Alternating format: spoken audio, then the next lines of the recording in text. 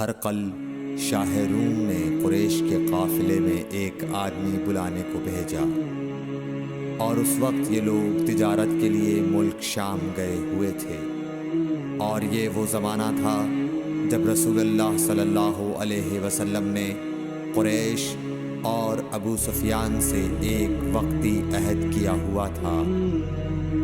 جب ابو سفیان اور دوسرے لوگ ہرقل کے پاس ایلیا پہنچے جہاں ہرقل نے دربار طلب کیا تھا، اس کے گرد روم کے بڑے بڑے لوگ، علماء، وزراء و امراء بیٹھے ہوئے تھے۔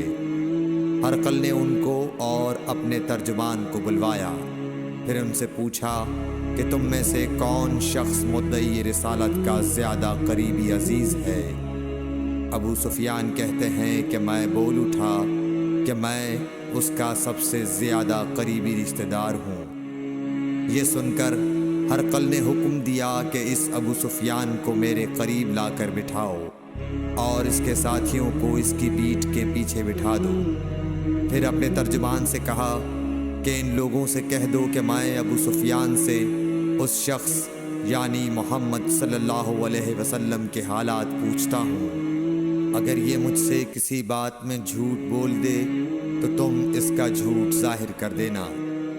ابو سفیان کا قول ہے کہ خدا کی قسم اگر مجھے یہ غیرت نہ آتی کہ یہ لوگ مجھ کو جھٹلائیں گے تو میں آپ صلی اللہ علیہ وسلم کی نسبت ضرور غلط گوئی سے کام لیتا۔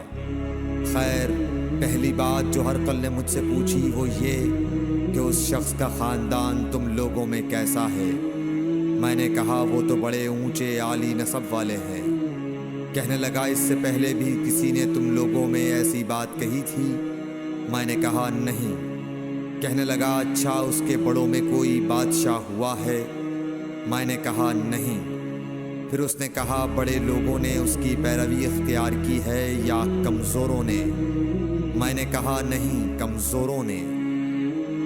پھر کہنے لگا اس کے تابعدار روز بڑھتے جاتے ہیں یا کوئی ساتھی پھر بھی جاتا ہے؟ میں نے کہا نہیں۔ کہنے لگا کیا اپنے اس دعویٰ نبوت سے پہلے کبھی کسی بھی موقع پر اس نے جھوٹ بولا ہے؟